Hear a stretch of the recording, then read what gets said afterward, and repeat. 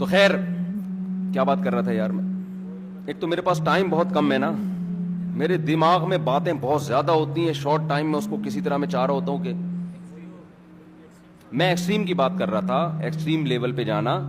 ہاں میں یہ عرض کر رہا تھا کہ میں یہ عرض کر رہا تھا کہ دیکھو جانور کے لیے چیلنج ہے ہی نہیں, جانور کے لیے تو چیلنج ہی نہیں. اس کو فطرت کو ڈیفائن کرنے کی ضرورت ہی نہیں ہے, اس کو سیدھا راستہ جاننے کی ضرورت ہی نہیں ہے. اللہ اس کو پیدا کر کے دھکا دے کے اس کو صحیح ٹریک پہ چلا دیتا ہے. جس نے لاہور جانا ہے اللہ اس کو لاہور کی ٹرین میں بٹھا دیتا ہے, جس نے خانیوال جانا ہے اس کو خانیوال کی ٹرین میں اللہ بٹھا دیتا ہے, جس نے پشاور جانا ہے اللہ اس کو پشاور کی ٹرین میں بٹھا دیتا ہے. اس کو ضرورت ہی نہیں ہے کہ میرا ٹریک صحیح ہے کہ نہیں ہے, جو اس کی منزل ہے فطرت اللہ اس کو دھکا دے کے اس پہ چلا دیتا ہے. اب جیسے شیر سے بات آئی تھی کہ وہ ہم سے مشورے لے کے کھاتا تو گوشت کے ساتھ تھوڑے سے فائبر ملا کے کھا رہا ہوتا, ہاضمہ اس سے کیا ہوتا ہے اچھا ہوتا ہے.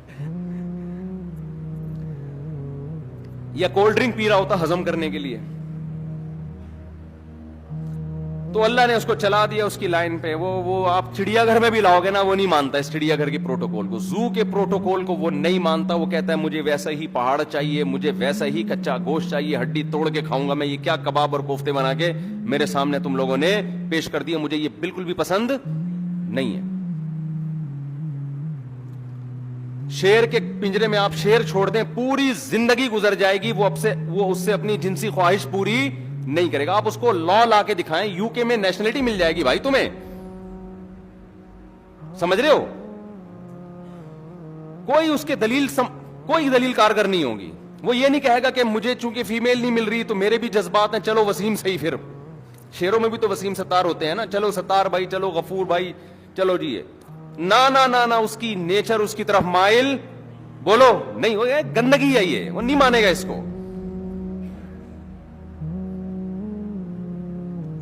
تو جانور بچہ بکری کا پیدا ہوتے ہی کہاں دودھ کی طرف لپکتا ہے. آپ اس کے سامنے گوشت ڈالو گے کبھی بھی اس کو منہ مارنے کی کوشش نہیں کرے گا وہ. لیکن انسان کا جو مسئلہ ہے نا میرے بھائی, سارا مسئلہ انسانوں کا ہے. انسان کے سامنے دو بڑے چیلنج ہیں, ایک فطرت کی ڈیفینیشن کیا ہے, نمبر دو اس پہ چلنا کیسے ہے. یہ جو قرآن کہتا ہے نا, قرآن کا جو انٹروڈکشن اللہ نے کرایا, ذالک الکتاب لا ریب فیہ, پہلی آیت یہی ہے نا سورہ بقرہ جہاں سے شروع ہو رہی ہے. اللہ نے قرآن کا انٹروڈکشن کروایا, یہ ایک کتاب ہے جس کے حق ہونے میں کوئی شبہ نہیں ہے. اے اللہ یہ کیوں نازل کی ہے تو نے؟ اللہ نے کہا کہ نہ یہ میڈیکل سائنس کی کتاب ہے, نہ اسے پڑھ کے تم گردوں سے پتھری نکالنے کا طریقہ معلوم کرو گے, نہ اس سے پڑھ کے تم چاند پہ پہنچنے کی کوشش کرو گے, نہ یہ سارے سائنس کے ٹاپک ہیں, یہ قرآن کا ٹاپک نہیں ہے. ہم اس ٹاپک کو چھیڑیں گے جسے دنیا میں کوئی نہیں چھیڑتا. کہا ہدی للمتقین, جو لوگ سیدھے راستے پہ چلنا چاہتے ہیں. فطرت کی ڈیفینیشن اور اس پہ چلنا کیسے ہے, متقین کی یہ ڈیفینیشن ہے, جو چاہتے ہیں سیدھے راستے پہ, غلط راستے سے بچنا. متقی کسے کہتے ہیں؟ دیکھو متقی عربی میں کہتے ہیں بچنے والے کو. کیا مطلب؟ جو نیچر سے ہٹ کے راستہ ہے اس سے بچنے والا, جو یہ چاہتا ہے کہ میں جو خلاف فطرت کام ہے اس سے بچ کے نیچر پہ چلوں. تو ہدن اس کتاب میں ان کے لیے کیا ہے؟ گائیڈنس ہے. میں کہتا ہوں قرآن کی ضرورت کے لیے نا, قرآن کی ضرورت سمجھنے کے لیے یہ ایک آیت بہت بہترین ہے, اس سے آپ کو قرآن کی اہمیت کا اندازہ ہوگا. مجھے بتاؤ انسان کے لیے اس سے زیادہ ضروری کوئی چیز ہو سکتی ہے کہ جس نیچر پہ اس کو پیدا کیا گیا ہے اس نیچر پہ وہ چلتا رہے. آپ اگر نیچر سے ہٹ جاتے ہو نا, آپ سب سے پہلے مینٹلی ڈسٹرب ہوتے ہو, چاہے کتنی سہولتوں میں ہو آپ. چڑیا گھر میں, زو میں آپ نے شیر کو لا کے رکھا, ساری سہولتیں دے دیں لیکن اس کا وہ نیچرل ماحول نہ دیں جو اس کو جنگل میں ملا ہے. شیر کی کھوپڑی تھوڑے دنوں میں کیا ہو جائے گی؟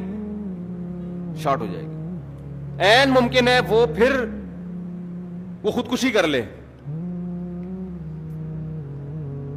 آپ نے کیا کیا؟ جنگل سے شیر کو لا کے رکھا آپ نے, اور آپ نے اس کو بجائے غار بنانے کے, مٹی کے ٹیلے بنانے کے, آپ نے اس کو ایئر کنڈیشن روم دیا اور خوبصورت ڈبل بیڈ لگا دیا, اور ساتھ میں دلہن بنا کے شیرنی کو بٹھا دیا آپ نے. ڈبل بیڈ ہے, کمبل بھی ہے, اور کھانے کے لیے آپ نے ساری سہولتیں ہیں نا. آج انسان کہتا ہے نا پرتعیش لائف, تو یہ مل رہی ہے نا انسان کو, لیکن ڈپریشن کم ہونے کے بجائے کیا ہو رہی ہے؟ بولو کیا ہو گیا بھائی؟ بڑھ رہی ہے. آپ نے کیا کیا جناب, اس کو پھر آپ نے پینے پلانے کا بھی انتظام کر دیا شیر کے لیے, کہ آج تک پانی پیا ہے, ذرا یہ پی کے دیکھو, ٹن ہو جاؤ گے, مزہ نہ آئے پیسے